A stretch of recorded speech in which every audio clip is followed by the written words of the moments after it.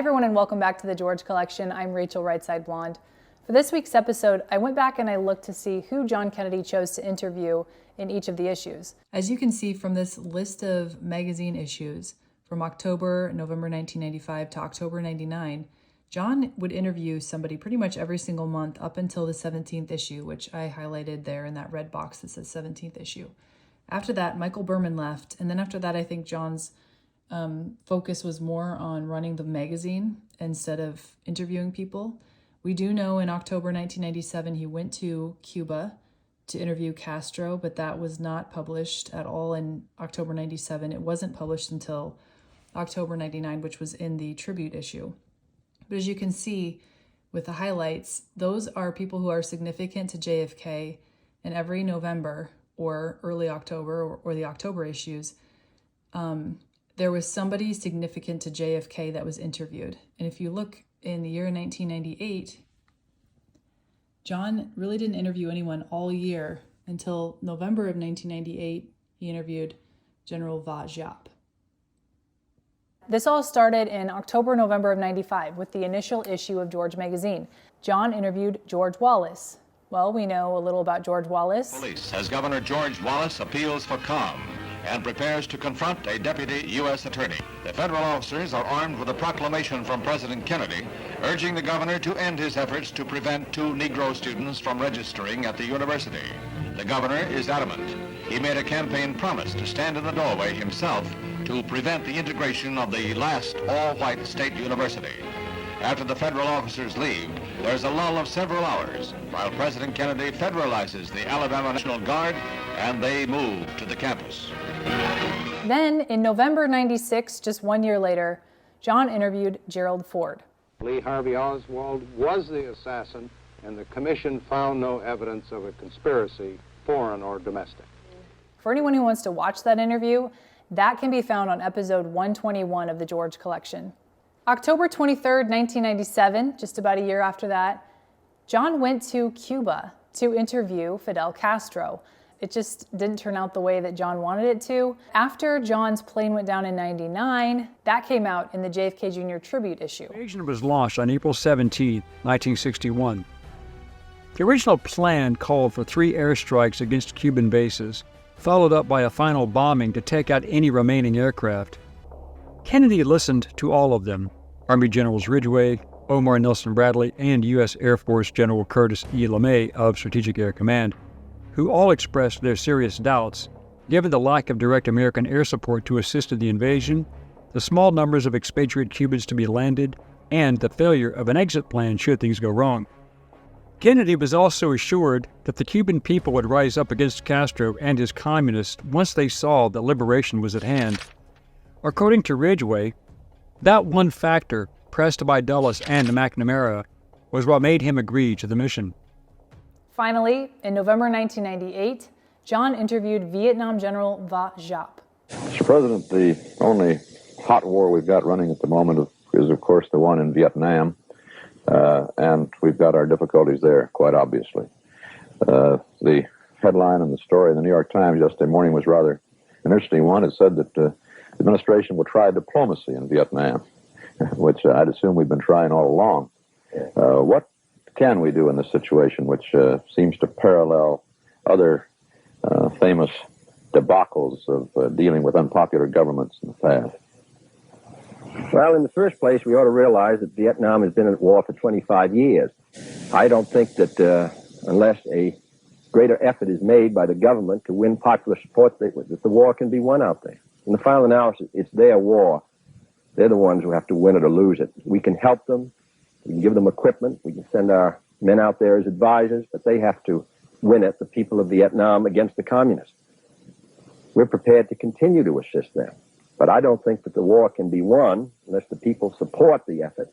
And in my opinion, in the last 2 months, the government has gotten out of touch with the people.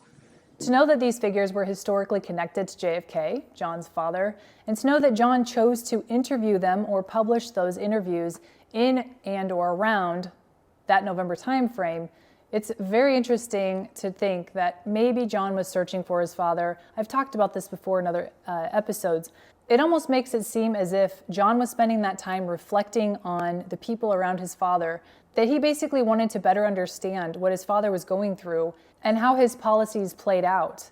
A lot of these interviews I've covered in the past. For instance, Gerald Ford, as I've mentioned, was episode 121. I also talked about Yitzhak Rabin, which was kind of close to home because it was talking about the mother of the supposed assassin and her story of how she didn't think her son actually killed Rabin and was maybe set up. That's episode 131. Then we have the Castro issue, which again didn't come out until October 99, and that's episode 84. And today I'd like to talk about the Vietnam General Va Giap interview. I won't read the entire interview today, but I will point out some things I find interesting. But also what's really cool is that in each of these interviews with George Wallace, Gerald Ford, Castro, and the general, all of them mention JFK. And in a way, I look at it almost like JFK's coming back to find his father through these historical figures and also to sort of make amends for past quote-unquote wrongs in history. It's very interesting for me to go back and look and see all of these very important interviews happened around November or October, just before November. So let's read a little bit of this Vietnam General Va Giap interview. The article starts with John Kennedy filling everyone in on what happened, which was that this little Vietnamese country beat France and America in this war. And one of the questions he asked was, the US and Vietnam were unlikely enemies. Ho Chi Minh quoted the Declaration of Independence in his speeches, and the Americans provided technical assistance during the fight against the Japanese in World War II. Did you ever think that you would wage war against the US? And he replied, it's true. The Vietnamese and the Americans have had a long history. President Jefferson, when he was minister to France in Paris, met the son of a Vietnamese king. He wanted some seed rice to take home with him to the United States. During World War II, a group of Americans commanded by Major Allison Thomas, an OSS officer, parachuted into the war zone and worked with us as we fought the Japanese. If such cooperation had continued, there would have been no war between the United States and Vietnam. General de Gaulle came in 1963 and said, we have lost the war and therefore America should not enter it. But the Americans answered, France is one thing, America another. America has gigantic strength. And at the moment when American strength was greatest, when they were sure of victory, they too failed. When your father was president, I was commander-in-chief, and I had to very carefully research his thoughts and policies. I originally believed that his plan was to use military strength to help the Saigon government stop the communist movement. But now, by way of historical documents, I have learned that sometime later President Kennedy had rethought this and didn't want to support that regime in Saigon. He wanted the United States to be involved in the Vietnam War only to a certain extent. If that unfortunate event, the death of your father, had not taken place, things would have been somewhat different, not as they were under Johnson and Nixon. John later asked, during my visit here, I've been surprised at how little hostility there is towards Americans. Why? He replied, recently an American war veteran came to see me and I received him very warmly. He said, I don't understand that previously I came here to attack Vietnam, and yet you received me like this. And I said, before the GIs came here carrying Thompsons, and so we received them as people carrying guns. Now you come as tourists, and we receive you with the spirit of hospitality. And the men began to cry. I also received Admiral Zumwalt, the commander who ordered the dropping of Agent Orange. He told me that his own son had suffered because of that chemical. I was just doing my duty, the Admiral said, and I said, I understand. So now the question is, how can we make our two peoples, both of whom love peace, come closer together? The last question of this interview said, how can reconciliation be best achieved? He replied, every American citizen who has goodwill should do something to make the relationship better. We must understand each other better, especially the younger generation. I'll make one more point. Perhaps the most painful legacy of the war is the effects of Agent Orange. As humanitarians, we have shared responsibility to help Vietnamese victims overcome these difficulties.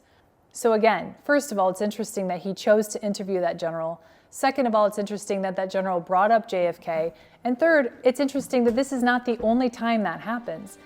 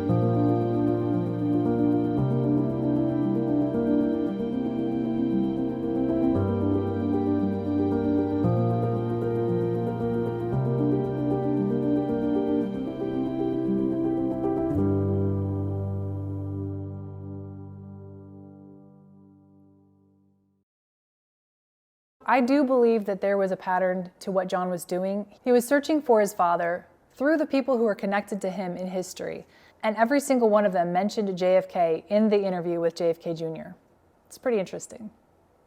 That does it for this episode of the George Collection. Thank you so much for watching. Have a great week, and I'll see you next time.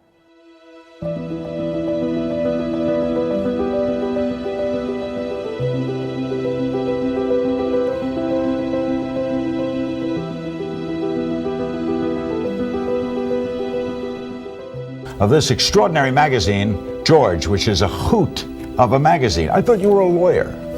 I was. What happened? Well, we decided, actually taking a cue from folks like yourself and you around the 1992 election, that there was an opportunity here to change the definition of a political magazine. Certainly the way Americans were accessing information about politics and politicians was changing. Candidates were appearing on late night talk shows, on talk radio, on sitcoms, and there was a kind of a leveling process, and while the rest of media clearly had caught up with that, we felt that political magazines per se hadn't. Your mother was a hell of an editor at Doubleday. That's what I hear. Would she have liked George? I think she would have.